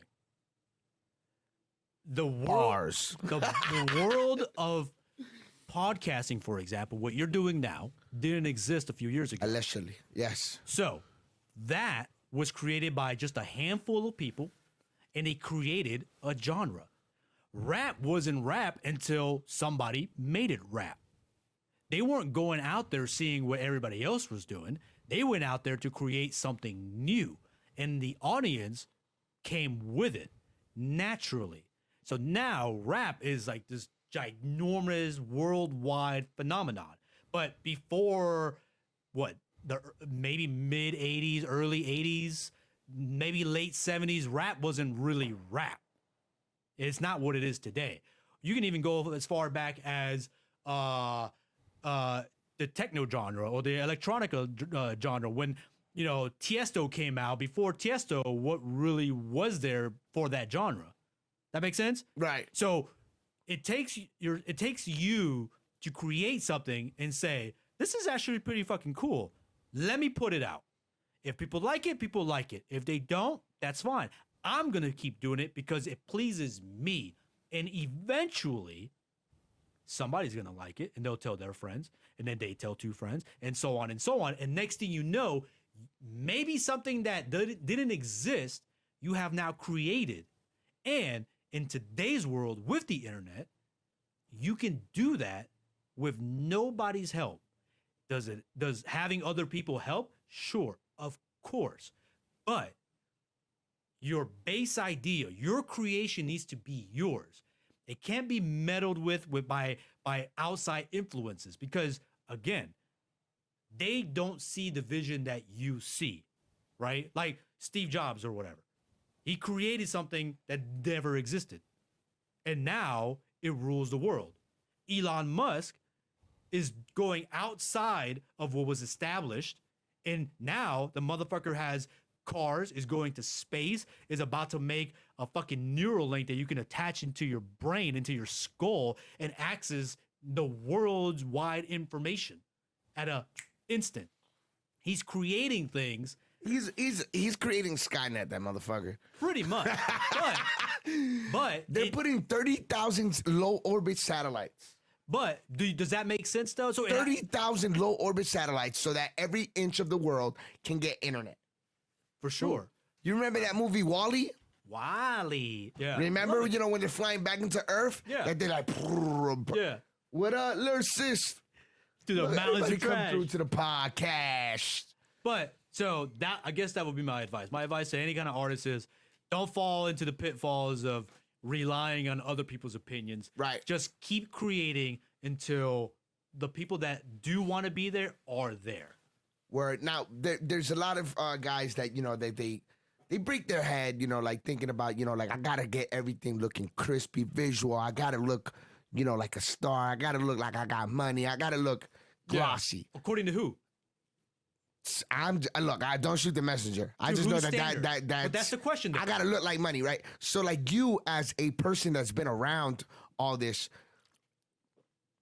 what's more important, the visual, the quality of the visual, or the story? I think a little of both. You can't get the visual without the story. Right? If The you journey- had to put together a well-told, interesting story, right? Yeah. That draws you in versus okay, but I can answer let's say not good quality visuals. Like let's can say I answer have a that. shitty camera, right? Yeah. Let's say that bad lighting, shaky film, whatever. Yeah. I got dusty clothes, whatever. Versus I have big budget of just jumping around doing nothing stupid, just acting a fool. What would you pick? What would you rather have of those two options? Simple. You have to fuck up. Fucking up is a natural progression of the journey. You can't learn if you don't fuck up. You can't learn if you don't start from a shitty base. I'd rather fuck up with a lower overhead, right? Than, you know, like I just Pretty rented much. $200,000 worth of shit. I have ran into people who have tens of thousands of dollars worth of camera Their equipment. first camera's a fucking They red. don't And they don't even know how to turn what on. to do. I have I a know saying. a lot of folks like that. There's something that I tell people all the time. Give me a disposable camera and I'll get you something out of it. Because it's not... It's a tool. Everything is tools. Everything is tool, right? So you have to use what you have to your advantage. Any blockades or any walls in today's world is imaginary. You are putting those obstacles in front of yourself. Right. You're stopping yourself. You have to go out there and create it. And if there's a wall, well, if you're creating the wall, then you can break it. It's just that you have to focus and you have to really want it. And you have to fuck up. Because, let me put it this way. I truly believe that life is a book. My life is a book. Your life is a book. Everybody's book needs to be interesting. And the most interesting stories have downfalls, pitfalls. They have obstacles. They have villains. They have great moments. They have lovely moments. They got romance. They got horrible fucking moments in their lives that they have to over fucking come to be somebody greater than what they started with. If you want your story to be pristine, perfect, then your book ain't nothing but a children's book full of pretty fucking pictures about 10 pages long. Where my book, full of all of the good and the bad, especially the bad, is a journey worth fucking reading. So I want, at the end of the day, when I go to wherever we go when we die, somebody can say, yo, that was a good fucking book. Hell yeah. And there's nothing better than, you know, like being able to compare where you started to where you end up. Exactly. So it's like if I start embrace. off having the best of the best of the best, it's like what level is next? Okay, but there's a lot of gamers, you know, right? like, yeah, We're all I'm gamers. not done yet. We're all gamers. I'm sure there's a lot of your audience, I'm sure, to game, right? Do you have more fun playing the game the way it's intended to play? Or do you have more fun going ahead and getting all the fucking cheat codes and just going all fucking crazy? I do about 5 missions, Grand Theft Auto, and then I just kill people for like 90 minutes. But if you have God mode, you miss, or if you have God mode and you just do all that, you miss all of the great little moments, all the little things, all the nuances of the story, and you're robbing yourself. Are you having fun? Yes, of course you are. But you don't know and realize what you're missing because you're not looking. You're not putting an emphasis. You're not putting any kind of deliberate action to really look and explore, because you might find something. You might start out going, I want to be the best fucking DJ in the world. And if you really are doing it right, you might start learning how fucking soundboards work.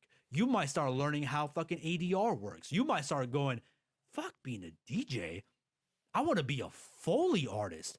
I want to be the one sitting in a studio surrounded by everyday items and creating sounds for films. I'm going to take these 4 sticks of celery and break them.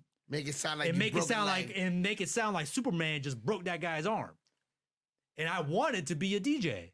But if you ignored all the elements that makes you a really good DJ by learning the ins and outs of audio, and all you're doing is making mixes and all this other bullshit and relying on what everybody else did, then you would have never discovered your true passion. Learn your craft, do your craft. Stop fucking doing all the cheats and stop doing all the shortcuts. It's not for the clout. It's for the fucking love and for the artistry of it. Exactly. It's for doing something. Exactly. For creating something good quality, right? And so I've never claimed to be a professional photographer. I'm a photographer who is always learning. If I ever say I know everything about photography, I have failed as a photographer, and I have failed as an artist, because true artists are never fucking satisfied. Never. They always want to grow. Never. Waldy! Boom. Yo, this has been a great conversation, bro. Dude, we can go for more if you want. I mean, yo, we're an hour and a half in. Ain't shit. Hour and a half in. I need some air. I need to go to the restroom. Yeah. I need to stretch my legs. You want to take a pause? We can take a pause. All right, we'll take a pause and we'll come back in. All right, this is El Basement. My guest, Mr. Foto Mike. El Sótano, the basement. It's thebasement.com. It's thebasement.com. Taking a break in 3, 2, 1, and we'll be back. We're going to blink. And we're right back with the one and only Mr. Foto Mike, the Iron Giant. Now, how do people reach you? How do people get in contact with you? I know that I want to throw it up on the screen. What's the YouTube page, the one that you put your drone footage? Hey, it's Foto Mike. Spell that. No, is it all one word? Yeah, pretty much all social media is the same thing. Hey, it's Foto Mike, because that's what I hear every fucking time somebody sees a visual journey, right? Hey, it's Foto Mike, yeah.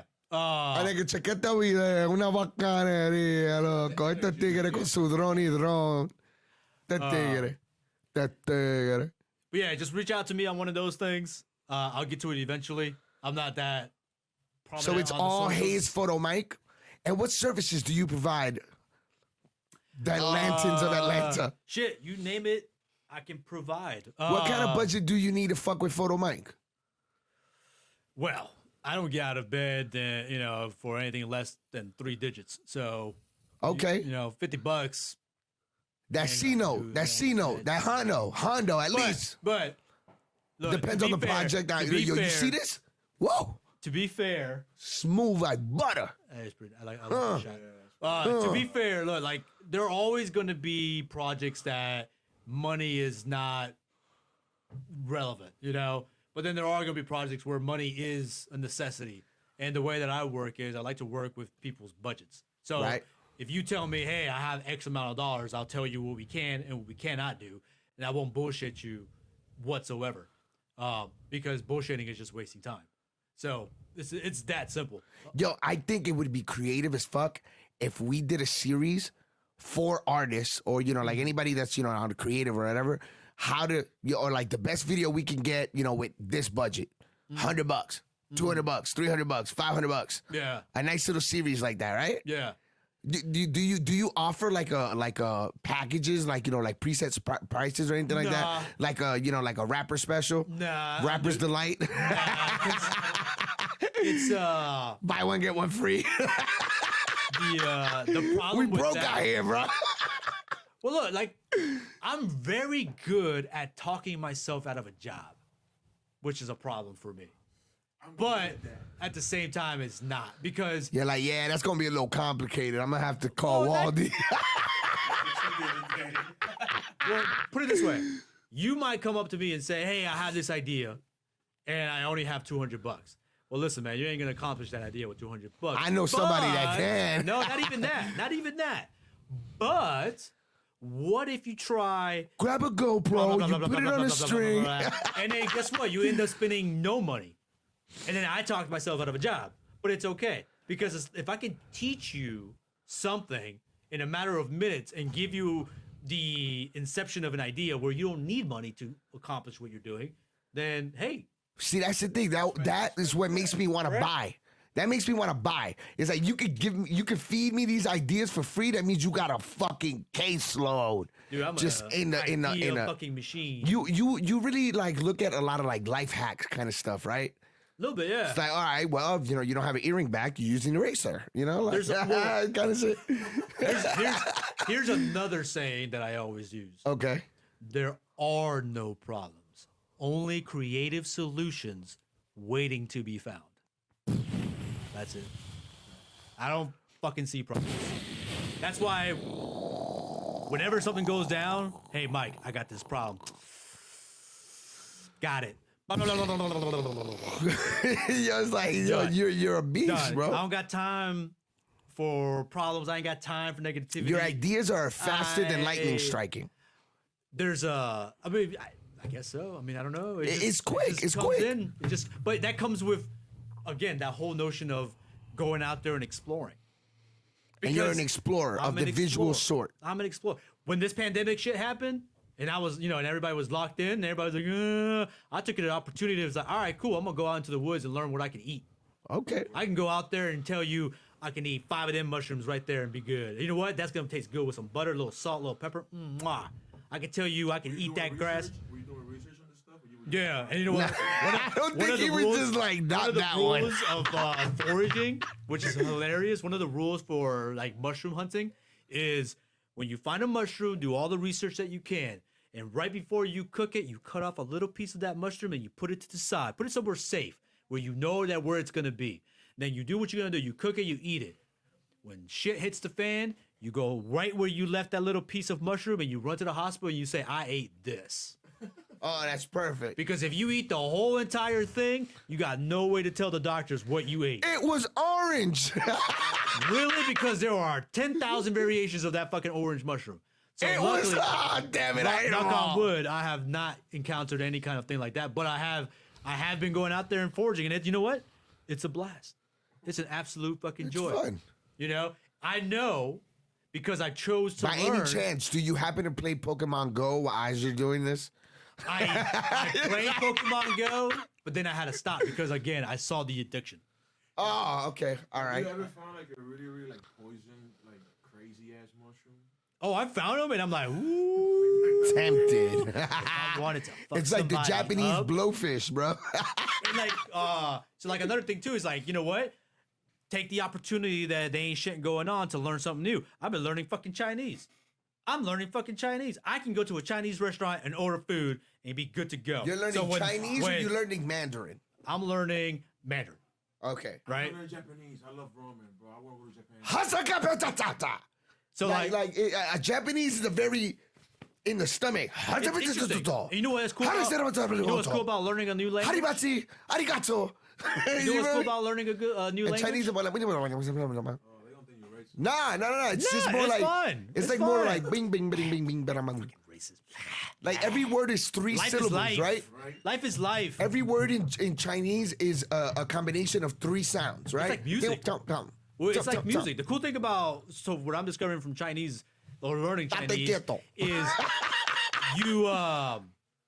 you start to understand a whole group of people when you learn their language. You're like, oh, they're not angry and yelling at each other. That's just how they talk because of the way that the language is structured. All right. It's the completely structure of different. language. So it's but right now my Chinese friends, they make fun of me because they're like, yeah, you're learning Chinese, motherfucker, but you sound like a fucking 8-year-old talking Chinese. Sound I'm like Soon, though. Soon. But it's, again, there are no problems. There are only creative solutions. So if you see that there's a problem, just figure out a way to solve it or take advantage of it to learn something new. Cool. Simple I have as another that. question for you. Hit me. Unrelated. Hit me. Is there any new technology that you can't wait to get your hands on to create with, like visually? I mean, there's always an argument for using something new and not using something new. But I'm saying, does anything interest you visually? That I mean, cameras are always getting better. Video is always getting better, but it's getting to a point where eventually we're gonna get to a point where where do we go from here? So, for example, like VR, right? VR blows my mind right now. All right, so here I'll end you on a fucking mind blow, because that, you guys like that. I wanted to mention something on the VR tech, like the fact that you can visualize hypercubes in a VR setting opens the possibility to a lot of shit. That ain't shit. Let me explain something to you. I'll pull it up. Where's the YouTube? Let me explain something to you. Do you remember the video game? Okay, just think about Nintendo 64 when the 3D graphics was like starting to bloom with the first PlayStation and Nintendo 64 and all that. Right. Those blocky ass animations, but when we saw them for the first time, whoa. It's like, yo, it's like you're right there. Right? Now, that was less than 20 years ago. Let's say 20 years ago. We'll say 20 years ago. Look at the graphics now. Holy shit. What's going to be in 20 more years? Are you a PS5 guy or Xbox One guy? I'm a PC guy now. Oh, man. He knows about ray tracing. Now, look. Okay, so you know what I'm talking about. Okay, so in 20 years, don't even put a number. It's going to get, at some point in the future, so hard to distinguish reality from a video game. Then you add the notion of the VR goggle.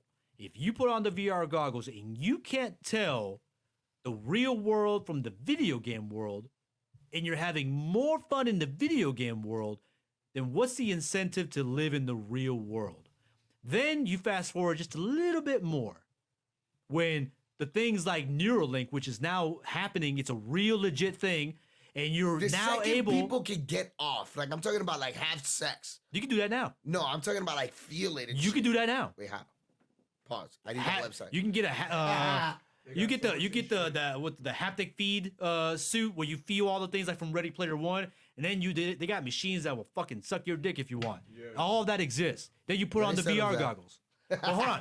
That's something that you don't buy secondhand, right? But look, no, you don't want that.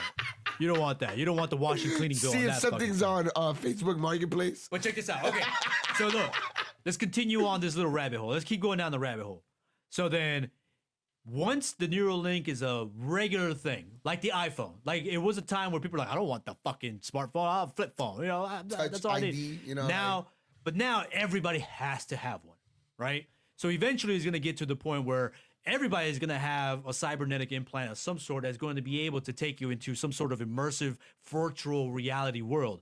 And if you look at the people of today, at least how many of the people that you know personally, the minute they're given the opportunity to escape this reality and live the rest of their days in some virtual reality, how many people do you know will jump at that chance? Oh, I mean, do I know? Shit, I Sad can imagine people. a lot. It's gonna be like the ultimate drug. So if you're living day to day in that world and you can't tell the fake reality, the virtual reality from the real reality, right? How do you not know you're in one now?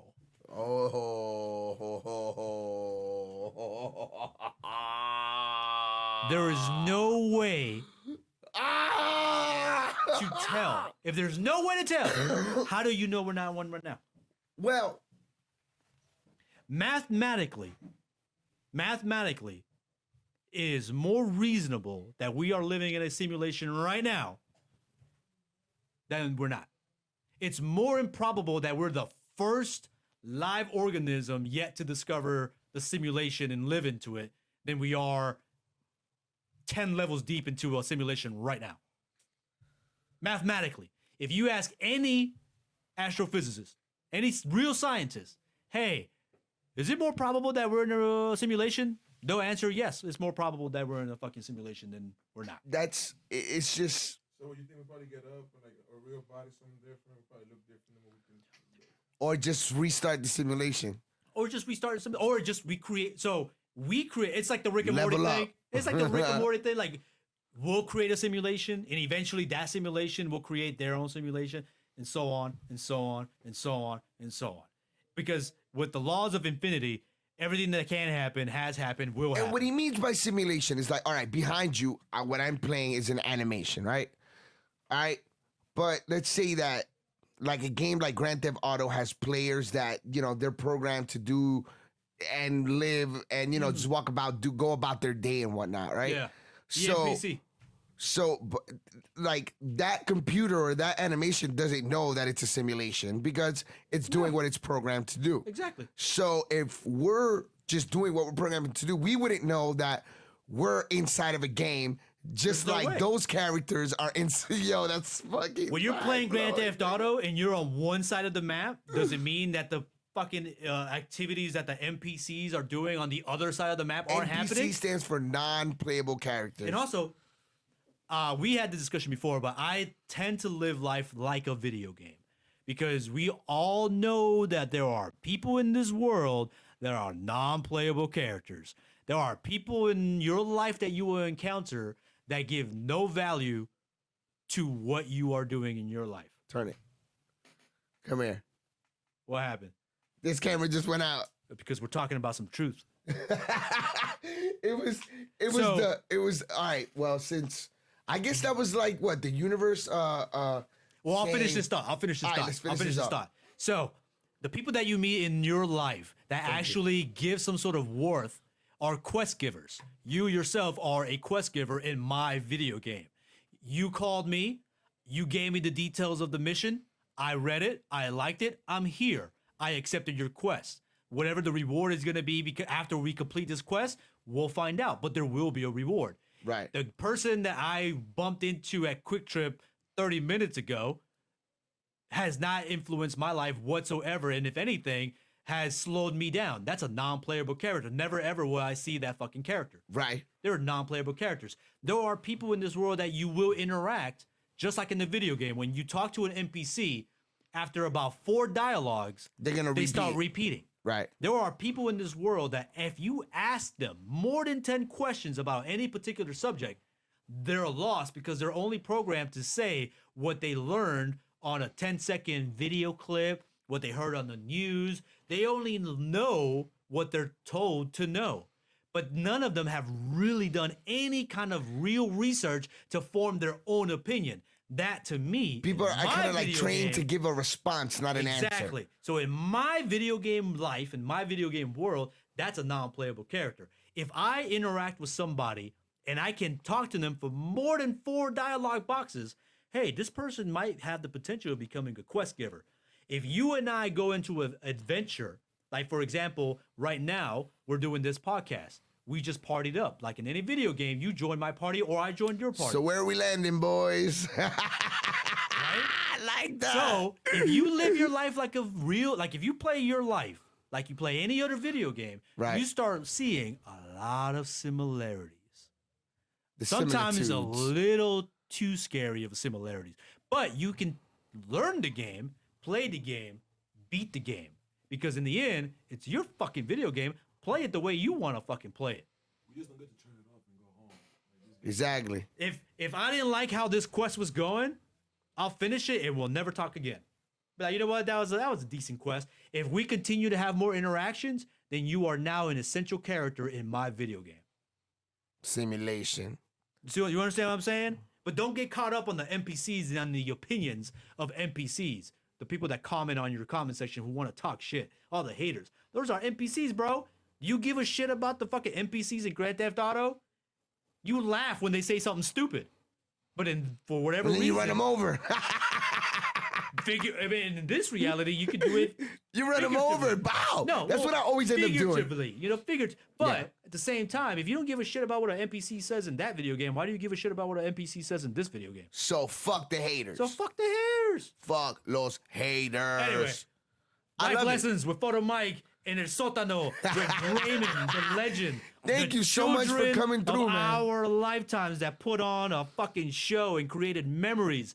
You motherfuckers created actual fucking memories and quests and adventures for fucking people where they were able to go out there and unite. I think we may have indirectly affected at least about 100 babies. Bro, you Gwinnett. guys, there are at least 100. there are maybe so many more. there are I don't know. so many blackout babies out there looking for their real daddies. Or Belushis or Rumba or all right, so let's Next sign time up. I'm here, I want to talk about those war Oh stories. yeah, the no, we clubs. gotta Those are the definitely talk war about stories. that, man. War stories. Those are This is just the hilarious. first of many, man. You know that I had fun, now. though. I had fun. plan to make you a quest giver on this journey, all right? Bruh, And let's party I up. thank you. Party up. Hey, it's Foto when Mike you is the way party to up with find me, you. when you party up with me, you get 10 plus endurance, you get plus 5 vitality, and then you get all the perks of a visual mastermind. Oh, that's all the pluses that you need, all right? So any artist, anybody that wants to take their level up visually or get your mind right, man, this guy will give you some education. Hit him up. Hey, find it's him. Foto Mike. Hey, it's Foto Also, Mike all together. Some homework. Read a book. Sapiens. It's really good. You might learn. Sapiens. All You might right, learn a cool. thing or Let's two. get. Well, I'll put up a link for the Amazon. Let's Every see if time we I'm get here, affiliate. I'm gonna do a book recommendation. I'm gonna sign up for an affiliate program on Amazon so I can get some little change from that. Motherfuckers don't We'll read get you on anyway. that. I don't read no more. All right, yo, Waldy, thank you for taking your hands on the GoPro for real. And we'll see you on the next one. Make sure to subscribe, El Basement. All right, we'll see you then. Peace. Peace. Woo! That was good.